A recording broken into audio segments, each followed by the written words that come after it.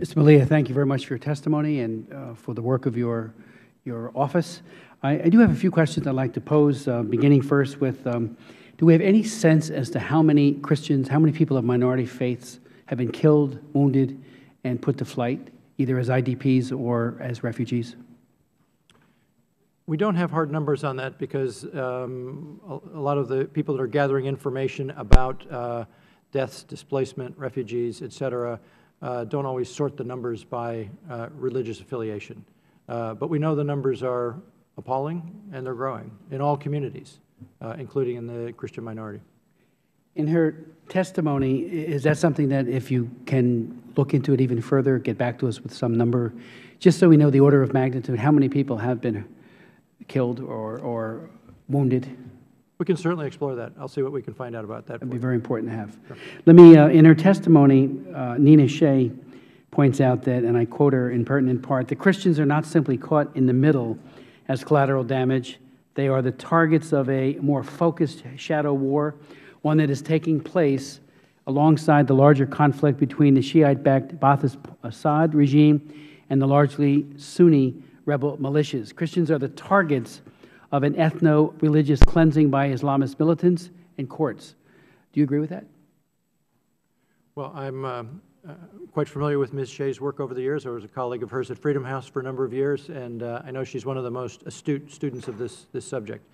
I think she is right that the regime and other elements that have come into the country in the course of this conflict are targeting a number of the communities, including specifically Christian communities. So it's clear that the efforts to divide and conquer are affecting not only the Christians, but including the Christians, most definitely. I'll never forget back in the early 1980s, a visit that I had to El Salvador when Napoleon Duarte was the president of El Salvador, and there was a big raging controversy in the United States about whether or not human rights conditionality should be affixed to military aid. And in a meeting with Ambassador Kaur and myself, he said, while some in this government may say no, put those human rights safeguards on all of our aid, because it helps him even with some of those people who might have been part of the right-wing death squad apparatus that he abhorred himself. My question is that we now have taken a side, a clear side with the Free Syrian Army and with other elements of the opposition. And I'm wondering if you could tell us how we can ensure that our support, both in the area of weaponry and humanitarian support and logistical support, that we can ensure that the people to whom we are providing that are not part of the problem, are not committing atrocities and human rights abuses in Syria. Well, you're pointing to one of the most difficult challenges that we've faced over these last many months, this conflict and figuring out how best to intervene in a constructive way. Because there are so many different militias and armed groups in various degrees of coordination with one another in the battle against the Assad regime. So that explains in significant part the hesitation to provide more to the opposition, to make sure that we don't provide more to the extremist elements that would work against our human rights values and against the longer-term interests of a free and stable Syria that we aspire to.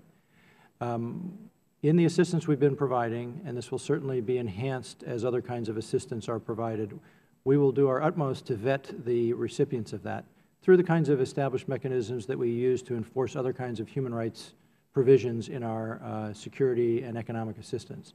So we're engaged right now. It's very difficult when you don't have your established U.S. mechanisms in a country.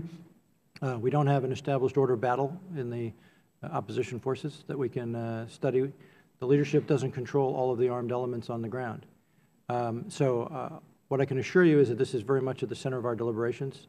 We're working very hard to figure out the best way to provide the kind of vetting and end-use monitoring that would ensure that the assistance we provide goes to the people who are working towards a free, stable, and democratic and rights-respecting Syria.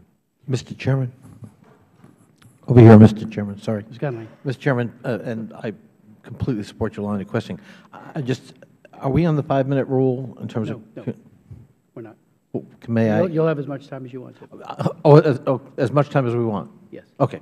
Thank you, Mr. Chairman. Within some reason. And that goes for me as well.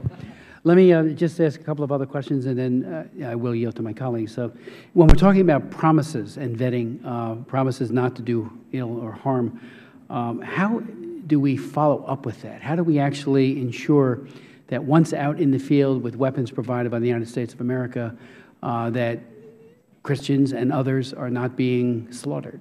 How do we do that?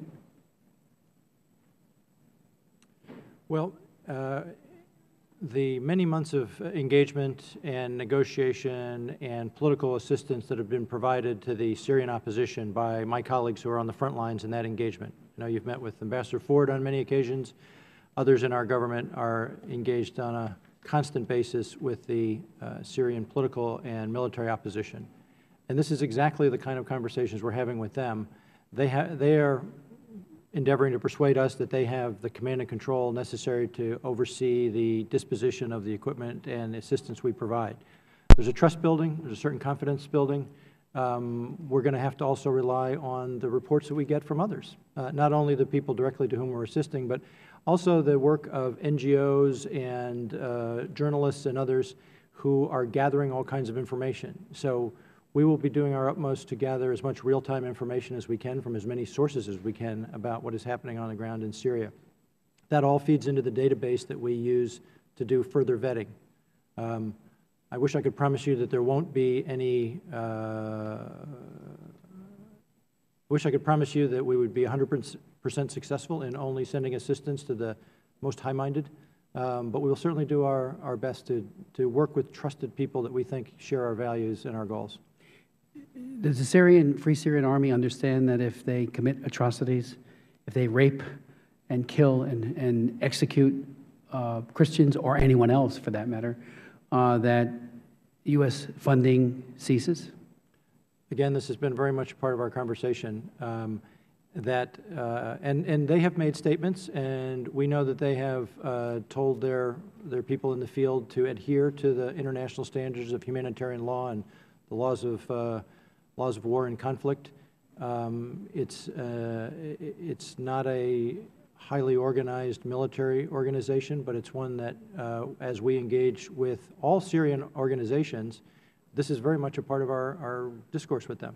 They know why we're there. We are there to support a transition to a democratic, rights-respecting regime in Syria, and any of the kind of behavior you're describing moves it in the opposite direction, and we can't support that.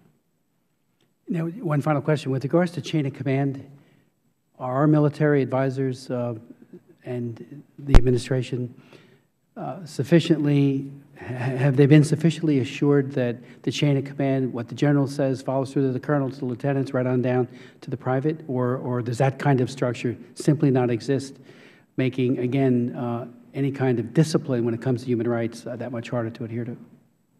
I'm going to defer to my colleagues at the Pentagon and elsewhere who are more directly in that lane of responsibility for the details on how that happens. But all I can say is that this is very much a part of our policy, and I can assure you that in our near-daily interagency meetings on this is not ever out of the discussion. I do have a final question. If you had the opposition versus the Assad military, how would the breakdown in human rights, is it 60-40, 80-20? Who are committing the lion's share of these atrocities? The regime of Bashar al-Assad is by far responsible for the most crimes against humanity, the most murders, the most dislocation of people in Syria. That's an easy one. Okay. It's a painful one, but it's easy to say. And we have been mindful, and the leadership, the responsible leadership in the Syrian opposition has been mindful of the arrival of extremists who've come in and say that they're fighting the same battle but have different agendas, and trying to separate them out is part of their job and part of our job, to make sure that the extremist elements do not benefit from our assistance. Had we done this months ago, would it have made a difference? Or is it, I mean, Secretary Kerry himself said we're late. Are we late? I'll leave it at what Secretary Kerry said. Question is, what do we do tomorrow? Okay. With regards to chain of command, I do hope you would take that back. You know, I've chaired hearings and I've been around the world many times, even looking at UN peacekeepers who have a very rigid chain of command, and yet in places like DR Congo, It was the peacekeepers who were raping 13-year-olds, which became, as you know, a horrific scandal. And here we have people that aren't even part of an organized military. So it raises very serious questions. Mr. Schneider.